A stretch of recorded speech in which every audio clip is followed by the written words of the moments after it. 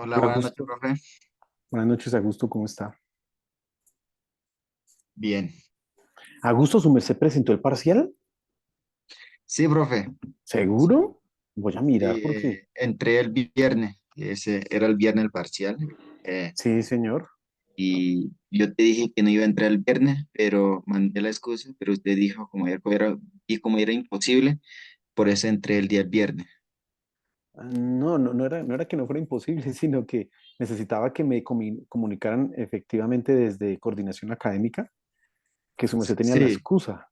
Entonces, sí, y hoy me es, llegó el profe, correo, hasta hoy me llegó el correo, entonces me dijeron que su merced había presentado el examen y yo me quedé sorprendido. Voy a revisar y no porque... aparece, profe. No, voy a revisar porque es que cuando subí las notas, su nota de parcial aparecía como en cero. Entonces voy a revisar a ver qué fue lo que pasó. Pero no se preocupe que eso lo arreglamos, no es ningún lío. A ver. ah, sí, señor, yo aquí tengo que no tiene ese examen. Voy a revisar en las entregas del parcial a ver qué pasó. Pero eso lo solucionamos porque ya me llegó, hasta hoy me llegó el correo, el suyo y el de Mercedes, diciendo que los dos tienen como una excusa.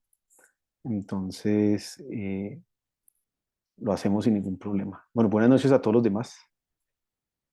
Buenas noches. Estaba, Buenas noches, profe.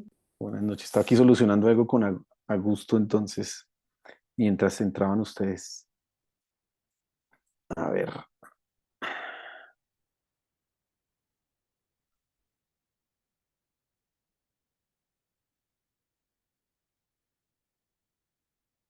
Ah, sí, no, Augusto, ahí está. Tranquilo, yo lo reviso y ya hay que la nota actualizada. ¿Listo?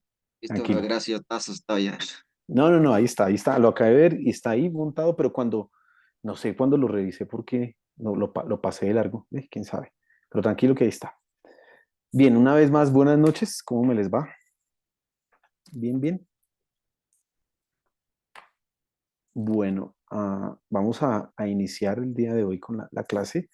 Ah, estamos nosotros como estableciendo todo lo que es la doctrina de la iglesia, ya miramos las marcas de la iglesia y tratamos de pensar un poco como que era una iglesia verdadera, por eso nos detuvimos la semana pasada hablando de las marcas de esa iglesia, la predicación y como tratando de entender claramente eso.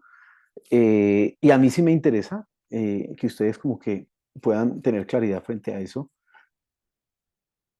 El día jueves, hace 8 días, dimos una introducción a este tema y hablamos acerca de los problemas que tiene la iglesia en nuestros días y entonces hablamos de algunos temas que eran como la teología contextual, la predicación dialógica, el ecumenismo, el misticismo, el fundamentalismo. Hablamos como de esos problemas que se están presentando y que se están dando en nuestro tiempo, en nuestro contexto, bueno, que todas no han llegado a nuestro contexto, pero entonces la pregunta es, ¿y cómo se integra la familia en la iglesia? Y les había mencionado yo que teníamos un principio fundamental, era que la iglesia era la que colocaba a la familia en el estado originario. ¿Cómo lo hace eso? En la predicación. Entonces, bueno, lo hace de dos maneras, en la predicación y en el ejemplo. Cuando nosotros pensamos cuál es el rol de la iglesia con respecto a la familia, entonces tenemos que concluir que la iglesia lo que hace con respecto a la familia es decirle precisamente qué debe ser conforme a la palabra de Dios y mostrárselo. ¿Cómo se lo muestra? Entonces, el matrimonio de los líderes, los matrimonios de los creyentes son fundamentales precisamente para esa ejemplificación, para ese mostrar. Ahora, quiero que miremos un poco, hoy vamos a mirar varios pasajes de la Biblia, hoy y mañana vamos a estar mirando varios pasajes de la Biblia. Entonces quiero que pensemos un poco en el propósito de la familia cristiana. Ya habíamos hablado de eso, que era la transferencia de la fe. Y creo que eso fue el último tema que argumentamos el día viernes al finalizar la clase. Y entonces pensamos en que, oye, cómo los padres educan a sus hijos y es precisamente hay que transferir la fe, no convertirlos porque nosotros no convertimos a nadie, pero sí tiene que haber una transferencia de la fe. Y quiero que se fijen en un versículo, por favor, vayan conmigo a Génesis capítulo 18. Busque por ahí en su Biblia, por favor, Génesis capítulo 18. Y vamos a leer ahí, esa es la promesa que Dios le hace a Abraham, pero quiero que se fije en algunos detalles de esa promesa que son interesantes y que nos van a dar luz frente a esto que estamos hablando de la transferencia de la fe. Vamos a leer el versículo 17, 18 y 19. Entonces le voy a pedir el favor a María José que por favor los lea, si es tan amable. Y Jehová dijo, ¿encubriré yo a Abraham lo que voy a hacer, habiendo de ser Abraham una nación grande y fuerte, y habiendo de ser benditas en él todas las naciones de la tierra? Porque yo sé que mandará a sus hijos y a su casa después de sí, que guarden el camino de Jehová, haciendo justicia y juicio, para que haga venir Jehová sobre Abraham lo que ha hablado acerca de él. Gracias, María José. Fíjese un poco en esto. Son palabras conocidas, es la ratificación un poco de lo que Génesis 12 está diciendo, pero la enseñanza que Abraham haría a sus hijos funcionaría también como parte del cumplimiento de la promesa. ¿Qué quiero decir yo con esto? A veces como que los cristianos tienen una, una, un entendimiento claro, erróneo, perdón, de las promesas de Dios y están pensando que las promesas de Dios son cosas que se dan aunque yo no haga nada y no funciona así en la Biblia. Las promesas de Dios están vinculadas a una demanda o a algún cumplimiento de algo de nuestra parte.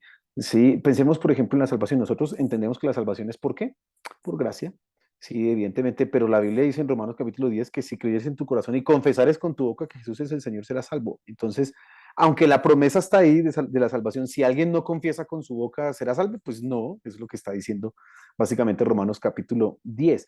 Y lo mismo sucede con las diferentes promesas. Y en este caso, lo que dice acá de Abraham, nosotros nos fijamos entonces que aparece otra vez el mismo lenguaje de Génesis 12, dice el versículo 18, y en él serán benditas todas las naciones de la tierra, y está hablando Dios así venga, no va a quedar callado de lo que voy a hacer con Sodoma, y él dice, hay como una charla interna, Dios tiene consigo, ¿será que me quedo callado? No, dice, no, pero le va a contar porque él va a ser bendición para todas las familias de la tierra, pero lo que me interesa es lo que sigue.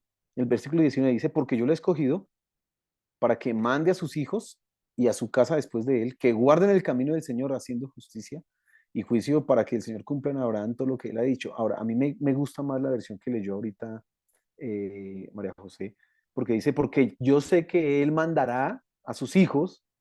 Entonces, hay una vinculación. La promesa de Dios iba a cumplir en Abraham porque Dios lo dijo y sin que Abraham hiciera algo, no. Abraham también tenía que hacer algo y era precisamente enseñar la fe y darle la enseñanza a Isaac en este caso de todo lo que había recibido de Dios. Por eso cuando eh, nace, eh, bueno, no cuando nace, pero ya Isaac no, sino Abraham, Ismael y todos ellos se circuncidan y cuando nace Isaac también se circuncida porque Abraham está entendiendo, Dios me hizo una promesa y él la va a cumplir, pero yo también tengo que actuar en función de esa promesa. Es decir, él tenía que moverse en función de esa promesa.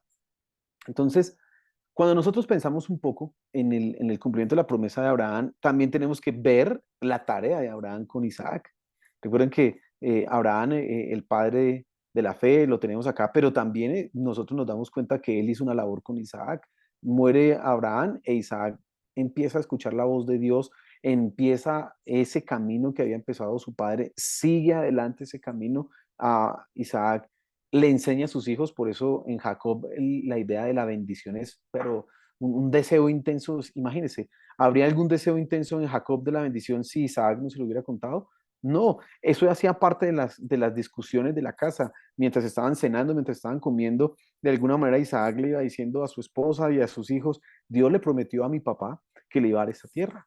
Y entonces esa promesa pasó a mí. Y algún día pasará también a ti, hijos, a ti, mi primogénito, le está diciendo a Esaú, pero Jacob estaba escuchando eso y yo decía, yo quiero eso, yo quiero eso, yo quiero eso, yo quiero eso. Y por eso hizo todas las triquiñuelas que hizo.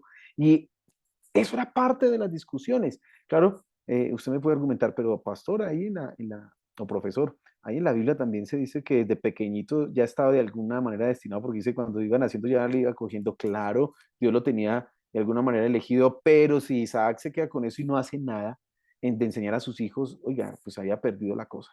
Ahí, si Jacob no enseña eso a sus hijos, cuando nosotros leemos ahí en Génesis capítulo casi el 50, 49, 50, vemos las bendiciones que Jacob le da a sus hijos. Él está anticipando inclusive ya la venida del Mesías cuando habla de Judá. Él habla de todo eso que se está anticipando. Hacía parte de las promesas. ¿Por qué José le dice a sus descendientes, por favor, cuando yo me muera, no dejen mis huesos acá, llévenlos a dónde? A la tierra José pudo haberse olvidado de eso tanto tiempo allá en Egipto, tanto tiempo allá esclavizado, trabajando para esos egipcios, pudo haberse olvidado la promesa, pero no, eso hacía parte de las conversaciones y de la, dígame, permítame decirlo así, de la cosmovisión que tenían que tener ellos con respecto a, al reino de Dios, lo que los padres estaban haciendo. Entonces, quiero como que enfatizar eso cuando hablamos nosotros del propósito de la familia, es eso que Dios está diciendo de Abraham y que efectivamente ellos hicieron, que nosotros encontramos en Deuteronomio capítulo 6.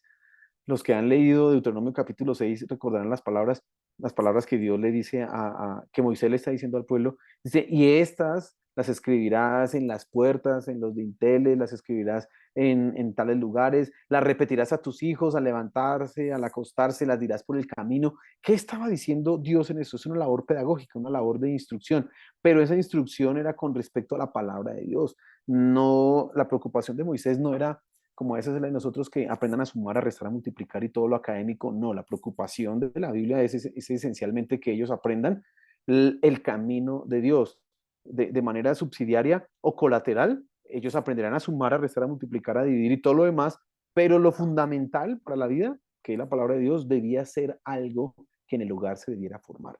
Así que cuando nosotros hablamos de la transmisión de la fe, los hogares de los cristianos tienen que convertirse precisamente en ese lugar donde la fe se transmite constantemente, se hace parte de las conversaciones diarias, se hace parte de los mismos juegos, se hace parte de cuando están viendo una película, mira que eso va en contra de lo que dice la Biblia, pero mira, Dios dice esto. Eso debe ser una repetición y dele, que dele, que dele, que dele, que dele. Y a eso es transmitir la fe. No estoy hablando de que los padres van a coger a los hijos y los van a meter ahí en una semana de ayuno y los van a ministrar y en el nombre de Jesús salgan todos los demonios y se convierte y se convierte. No, eso no, eso era al antiguo paso, podían hacerlo así, pero eso era un error. No, es más bien que nuestras vidas se conviertan en un ejemplo diario de conversacional para que eso empiece a impregnar su corazón. Ahorita lo vamos a discutir en algo más que tengo para ustedes hoy, pero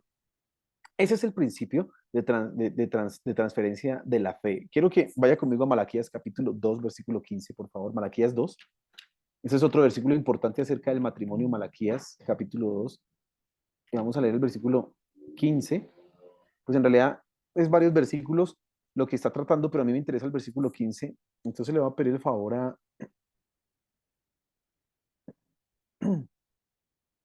Sebastián, por favor. Perdón, ¿Malaquías qué? Capítulo 2, versículo 15. Gracias. Sebastián, ayúdame a Dice leerlo, por así favor. Malaquías 2:15. ¿Acaso no hizo el Señor un solo ser que es cuerpo y espíritu? ¿Y por qué es uno solo? Porque busca descendencia dada por Dios. Así que cuídense ustedes en su propio espíritu y no traicionen a la esposa de su juventud. Gracias, Sebastián. Ese es uno de los versículos más difíciles de traducir del Antiguo Testamento.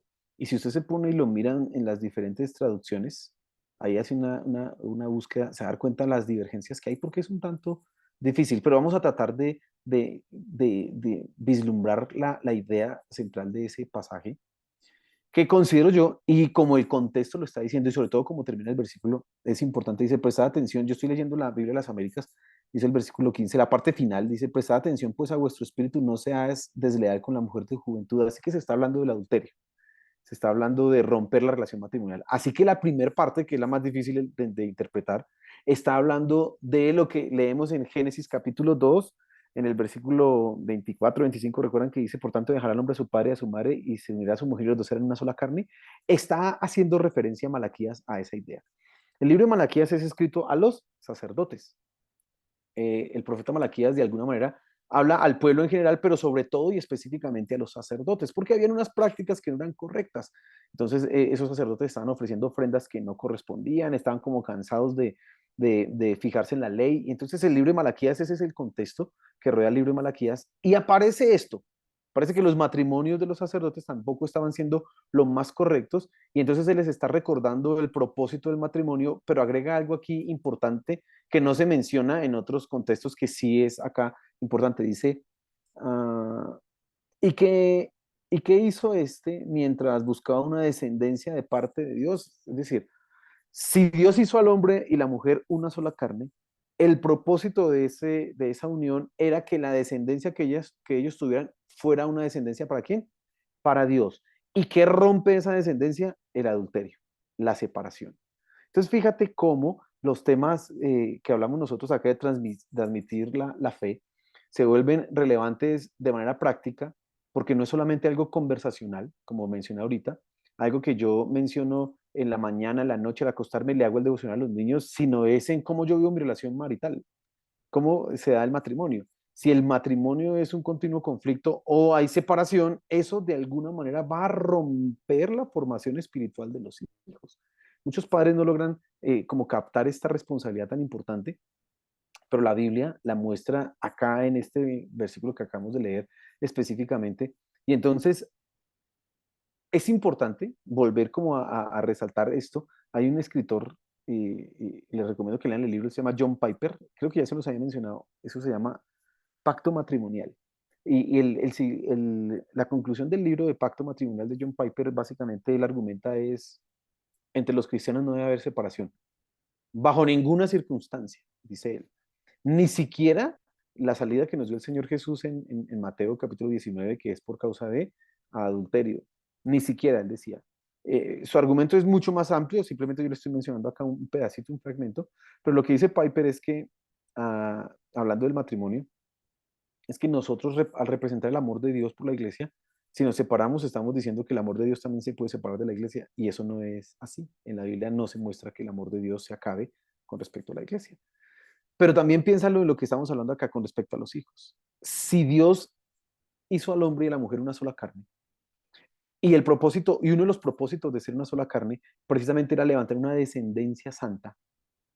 El adulterio debe ser, pero prohibido tremendamente porque va a fracturar y a dañar la transmisión de la fe en nuestros hijos. Vuelvo a reiterar para que no quede aquí como un error en eso. Nosotros no convertimos a los hijos, ellos llegan a los pies de Dios es porque el Espíritu Santo toca su corazón, pero sí somos los responsables de cultivar ese corazón, ¿sí? De sembrar el Evangelio para que el Espíritu Santo haga la obra que tiene que hacer. Bueno, pero hay una implicación más en esto, y es como hemos venido desarrollando el tema.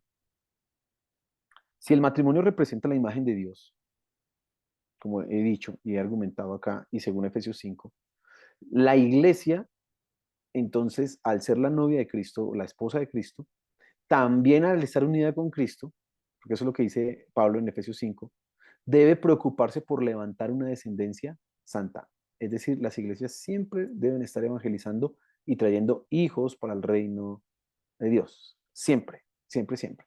Y en ese sentido quiero que pensemos un poco en lo que significa el discipulado. ¿Qué significa el discipulado? Quiero que ustedes me ayuden a escuchar dos personas, o tres personas, dos o tres personas, que me digan qué es el discipulado. ¿Qué entendemos nosotros por discipulado?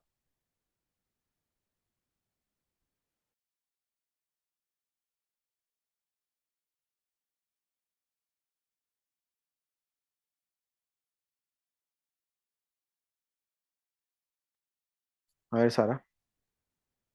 Bueno, buenas noches. Soy yo de nuevo.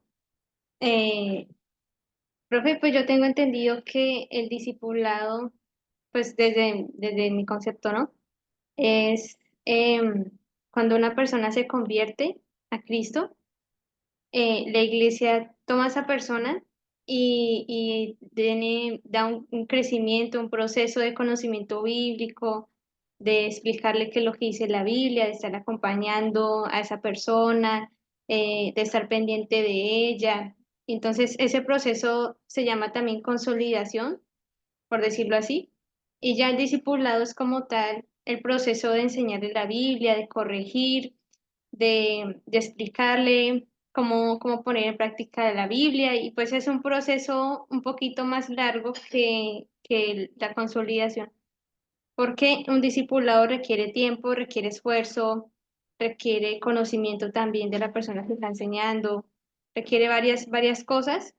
Y pues em, el discipulado se encuentra en la Gran Comisión, ¿no? Cuando el Señor Jesús les dice que hagan discípulos, les está diciendo que sean esas personas que los disipulan, bueno, no sé cómo explicarme, que les explican, que les dan a conocer el Evangelio, pero no solamente con palabras, sino estando pendientes, como así como el Señor Jesús hizo discípulos, ¿verdad? Y el discípulo es el que imita a su maestro.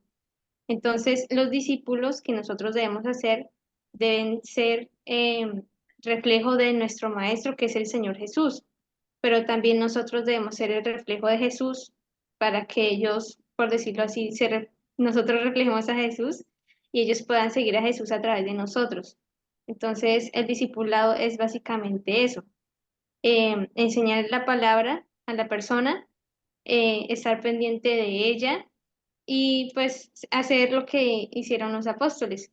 Cuando el apóstol Pablo dice que él fue el que regó, bueno, que sí, él fue el que puso la tierra, sembró la semilla, que Apolos fue el que regó, pero el que da con el crecimiento es Dios. Entonces nosotros somos los que sembramos, nosotros somos los que regamos, pero al final Dios es el que da crecimiento. Entonces eso es el discipulado profético. Pues a mi parecer, no me regañes, profe.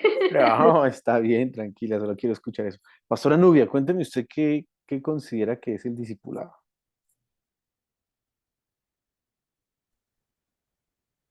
Un discípulo es una persona que aprende pues, de la persona que le está enseñando, ¿no? Entonces debemos de ser ejemplo en toda obra, en toda actividad, en cuanto a la iglesia, ser ejemplo y poderles inspirar para que también ellos amen al Señor, ¿no? Entonces uno tiene que ser, pues tener la mejor versión de un cristianismo, de ser un hijo de Dios. Ok, bueno, dejémoslo ahí. Ustedes están en el camino correcto, pero a veces creo que explicitar o verbalizar esos conceptos a veces se nos hace difícil porque no los hemos pensado detenidamente. Pero básicamente, hacer discípulos es como educar un hijo, así resumido. ¿Cómo educa un papá a un hijo? Entonces se preocupa por darle el mejor ambiente, por instruirle y enseñarle algunas cosas, pero sobre todo se preocupa, si es un papá cristiano, por educar a ese hijo de acuerdo a unos principios y valores conforme a la palabra de Dios. Bueno, el discipulado en la iglesia tiene que ser exactamente lo mismo. Igual pensamos en la analogía de los hijos para Dios, pues la iglesia es como si estuviera teniendo hijos, ¿sí? Y ella tiene que entonces levantarlos conforme al estándar que Dios ha establecido y va a preocuparse por un ambiente, por unos contenidos de educación, pero sobre todo por enseñar en la vida diaria. Ese es el secreto del discipulado, enseñar en la vida diaria. Mencionaba ahorita Sara, decía, ¿cómo hizo el Señor Jesús discípulos? ¿Cómo hizo el Señor Jesús discípulos? Él nos enseñó la manera. Lo que pasa es que no lo hacemos nosotros muy seguido. A veces creemos que el discipulado es un curso. El curso de discipulado 1, curso de discipulado 2, curso de discipulado 3. Y ya terminaste el discipulado. No, el Señor Jesús se tomó 3 años de su vida, 3 años, día y noche, viviendo con estos discípulos, corra para aquí, corra para allá, haga una responsabilidad, corrija, hable con ellos, hable con ellos. Nosotros tenemos los evangelios, pero los evangelios no nos dejan ver todo en realidad lo que habló el Señor Jesús con los discípulos. Juan lo dice, si se escribían todas las cosas que el Señor Jesús hizo y dijo, no cabrían los libros en el mundo para contener todo lo que él dijo, hizo. Hay un pequeño resumen, el necesario para que nosotros pudiéramos crecer espiritualmente. Pero entonces ese discipulado es precisamente darse en la vida de otra persona, dar mi vida en la vida de otra persona para formar en ellos a quien, a Cristo. En la iglesia, el discipulado debe ser de esa misma manera. Entonces, la labor educativa en la casa o ese principio que hemos establecido que es de la transferencia de la fe, es precisamente eso. Los padres, cuando hablamos de la familia cristiana, los padres los que tienen es que precisamente vertirse en la vida de los hijos, de una manera altruista, vertirse en ellos para que ellos se formen a la imagen de quién, de Cristo. Entonces les voy a mostrar a ustedes, les voy a proyectar aquí algo que quiero que se fijen acá un poco, y es en el resumen del libro que ustedes hicieron un trabajo, es el resumen, pero pues los invito a que lo lean, pero les voy a mostrar el resumen del libro, la primera parte, el resumen de los principios fundamentales. Entonces, y vamos a comentarlos y con eso cerramos hoy la clase y quizás nos queden algunos para mañana. ¿Ahí lo logra usted ver? Igual eso lo tiene usted ahí en su pantalla. Voy a ampliarle un poquito acá. Está mejor, ¿cierto? Sí, profe, ya se ve mejor. Listo. Entonces, vamos a mirar. Estos son 6 punticos que tiene el autor acá. Y vamos a leerlos, que son los principios fundamentales de todo el libro. Ahora, yo quiero que lo lea, ¿sí? Pero le estoy mostrando aquí el resumen, la trampa, ¿no? El resumen. Dice acá, principio 1, ¿cómo pastorear el corazón de los niños? Dice, tus hijos son el producto de 2 cosas, dice el autor. La primera, las influencias que moldean. Esto es, su maquillaje físico y las experiencias de su vida. La segunda, orientación hacia Dios, que determina cómo interactúan ellos con esas experiencias. Entonces, él está hablando de lo que moldea la vida de las personas, las influencias externas o lo que es el maquillaje físico y las experiencias de la vida.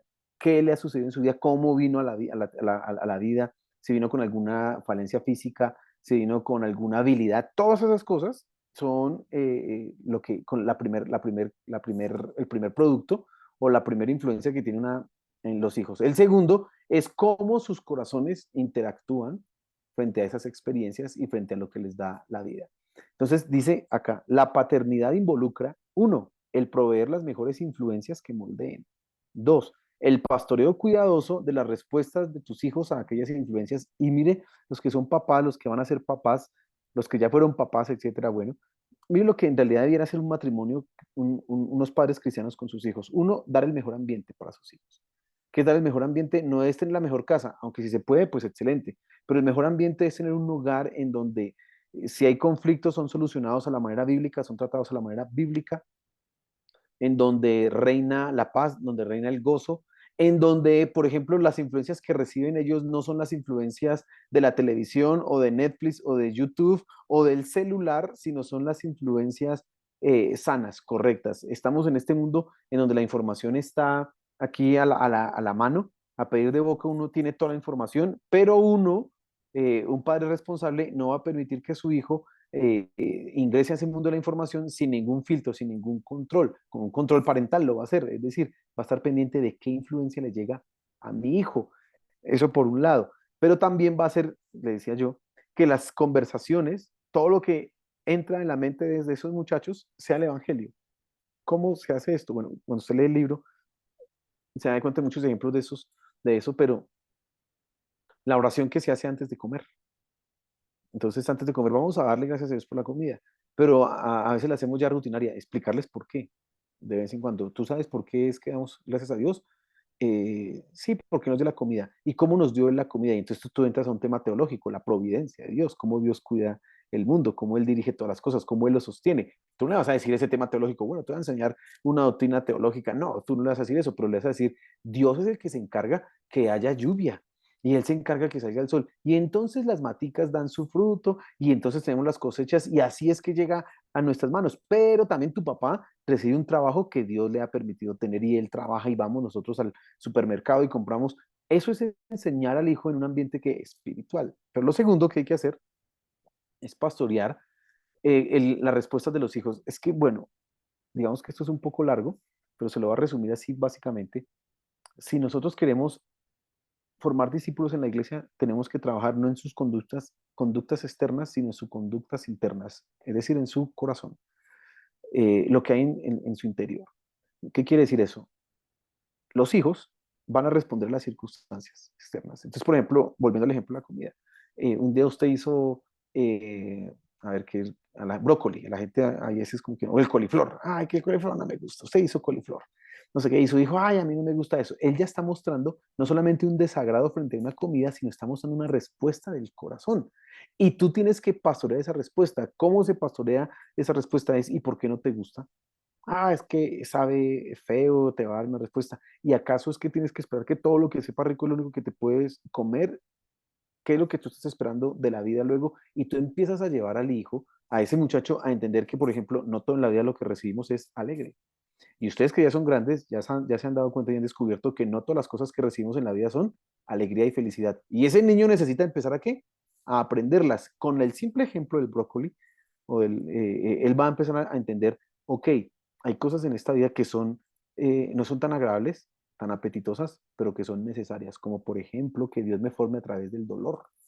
Y entonces tú ya empiezas a evangelizarlo, a mostrarle. No le vas a decir, ahora vas a hacer la oración de fe y arrodíllate y vente unjo. No, pero tú ya le estás formando el corazón en eso. Le damos gracias a Dios y mira, el dolor, vas a enfrentar circunstancias. Eso es lo que tiene que hacer un padre.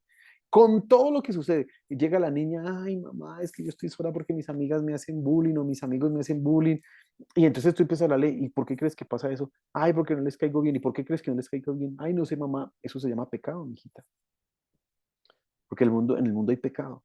Y tú tienes que entender que tus amigas, y en realidad este mundo, está bajo el pecado, y por eso hay bullying, por eso hay dolor. Por eso no solamente ellas cometen ese pecado, sino que tú también en algún momento pudiste haberte burlado de una niña y sabías lo que se siente tan horrible. Pero sabes que Cristo vino a arreglar eso y hay una esperanza y lo llevas al Evangelio. Después, cuando ya estén en el tiempo del noviazgo, ay, es que me gusta. Y entonces usted empieza todas esas conversaciones a llevarlas a dónde? Al Evangelio. El problema es que a veces los papás no sacan el tiempo para hacer eso. O es más, no están preparados precisamente para hacer esa labor. Y lo que Ted Tripp enseña en este libro es precisamente eso. Usted tiene que entrenarse para hacer eso. Para que sus hijos estén escuchando siempre ¿qué? El Evangelio. Siempre, siempre el Evangelio. Segundo punto, dice, el corazón determina la conducta. Bueno, lo que estaba diciendo, ¿no? Por lo tanto, aprende a trabajar de la conducta al corazón. Expone los problemas del corazón. Ayuda a los hijos a ver qué fueron hechos para tener una relación con Dios. La sed del corazón puede satisfacerse al conocer verdaderamente a Dios. Entonces, Ted Tripp está enseñando que las conductas, o sea, una conducta externa sin un cambio interno no sirve de nada. Que tu hijo te obedezca solo porque te obedezca no sirve de nada. Tú necesitas que tu hijo te obedezca porque ya nace de su corazón, porque él ha entendido lo que hay en su corazón. Entonces, a veces el ejemplo de la lavar la loza.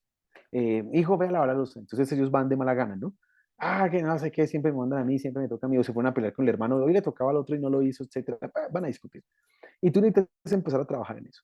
En algún momento, uno de esos hijos puede decir, mamá, ya la fui a lavar y usted le dice, pero hágalo de buena gana. Y al caso da lo mismo. La loza está lavada, ¿qué importa si lo hago con buena o mala cara? Él te va a decir eso. Y entonces tú estás entendiendo, si yo acepto esa conducta de mala gana, le estoy enseñando a mi hijo a ser un moralista. ¿Qué significa eso? A ser un fariseo, a tener una conducta externa sin un cambio interno. Tú necesitas es que tu hijo lave la loza porque él entiende que es una responsabilidad, que es un deber, que eso agrada a Dios y que todos en la casa tienen que aportar de alguna u otra manera. Pero si él no entiende eso en su corazón y la lava, él está siendo un moralista. Hace sin cambiar el corazón. Eso es lo que está diciendo ahí Ted Tripp. Entonces, eso también toca trabajar. Dice, tú tienes autoridad porque Dios te ha hecho su agente. Eso significa que estás actuando de su parte, no de la tuya. Tu tarea es ayudar a tus hijos a conocer a Dios y la naturaleza verdadera de la realidad. Esto los capacitará para conocerse a sí mismos. ¿Qué significa eso? Que el papá es una autoridad delegada. Los papás son autoridades delegadas. Es decir, ellos son padres y tienen autoridad sobre sus hijos, no porque en sí mismos ellos la tengan, sino porque Dios se las delegó. Por eso hay un mandamiento. Honra a tu padre y a tu madre. Así que cuando el papá está castigando a sus hijos, los está castigando en nombre de quién? De Dios. El papá necesita entender que el castigo en realidad es una dimensión de la justicia de Dios, una dimensión de la justicia, permítame eso, decirlo, preventiva, profiláctica, así como profilaxis, los que están en ese contexto de la salud entienden ese término. Es decir, el castigo que hace un papá está haciendo profilaxis, está evitando daños peores con respecto al pecado en el corazón de su hijo.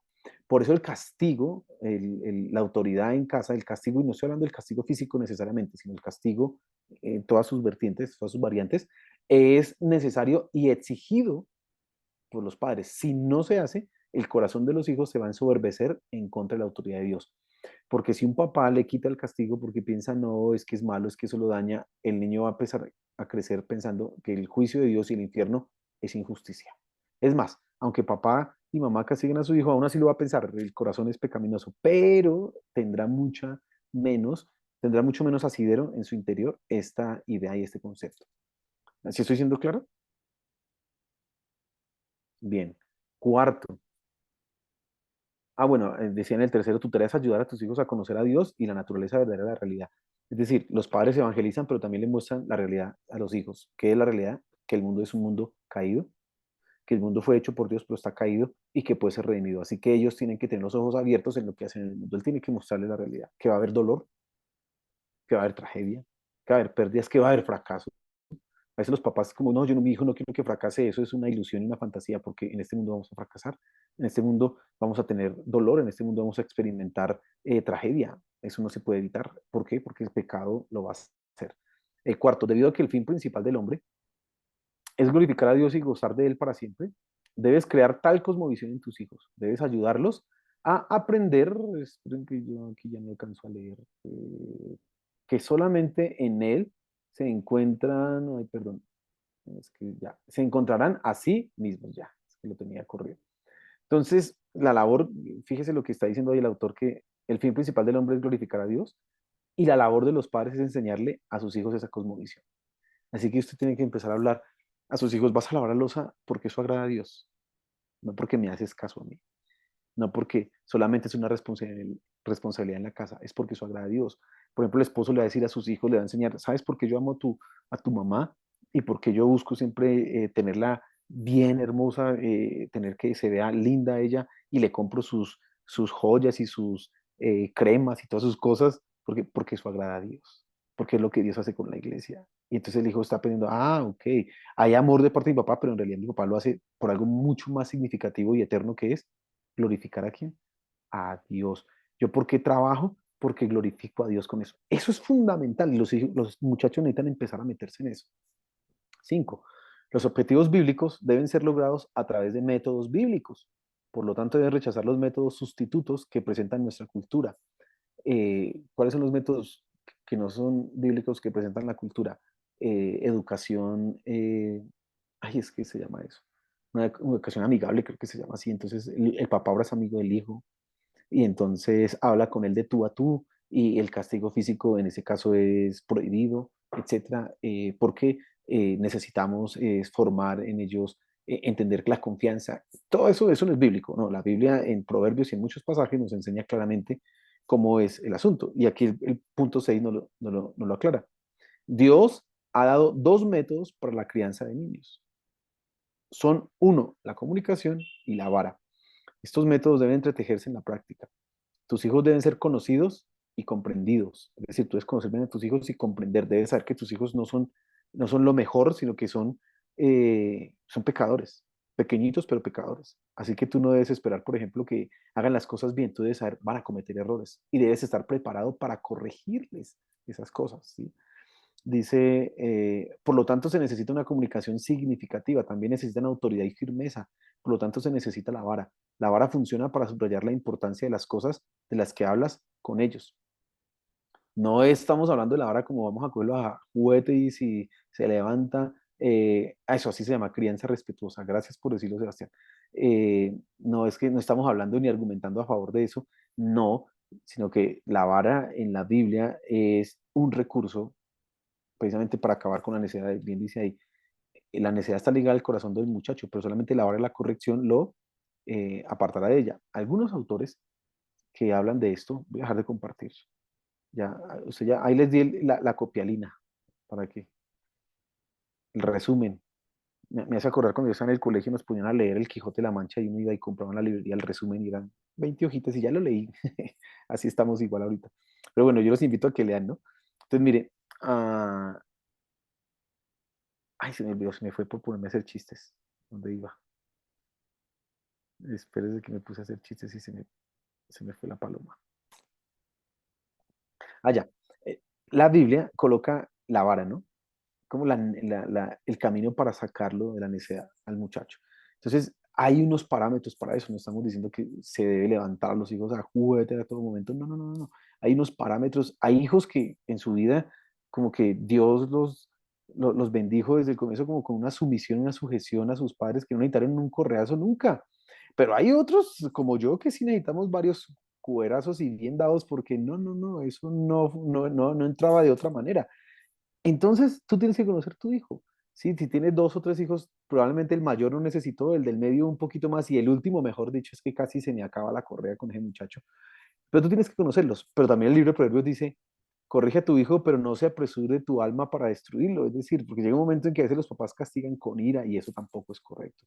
El hijo, cuando hablando del castigo, el hijo debe entender, mi papá me castiga porque pequé contra Dios, no solo contra él. Escuche eso. Cuando tú corrijas a tu hijo, tú le debes decir, te castigo es porque tú pecaste contra Dios y el pecado merece un castigo. Y este castigo de hoy es mucho más fácil que el infierno. Así que debes corregir tu corazón, debes corregir tu conducta y le estás enseñando el evangelio aún en medio del castigo, le estás mostrando esas cosas. Ya me acordé que lo que iba a decir. Es que algunos autores, con eso termino, han dicho que la vara del libro de Proverbios en realidad son como consejos, son como la instrucción, son como toda la enseñanza que se da a los hijos y no habla de una vara física con la que se va a castigar a los hijos. Bueno, estoy en contra de esa interpretación, aunque puede tener cierta validez, claro, hay que instruir a los hijos, hay que enseñarlos, hay que educarlos, no, en algún momento, y el libro de Proverbios, varios pasajes hablan de la vara como un castigo físico, ¿sí? Entonces hay como que entenderlo bajo esa perspectiva. Bueno, yo sé que ustedes tienen clase ahorita en unos minutos, entonces quería terminar con esta parte de los consejos que da TEPTRIP para educar a los muchachos, y entonces ténganlos ahí. Ahora, el consejo es, ese es el resumen de la primera parte del libro, pero léanlo. Ese libro es excelente, excelente, excelente y un excelente recurso. Entonces, léanlo, subrayenlo, atesórenlo y aplíquenlo. Y entonces vamos a ver luego cómo sus hijos van a crecer en los caminos de Dios porque han sido formados como debe ser. Bueno,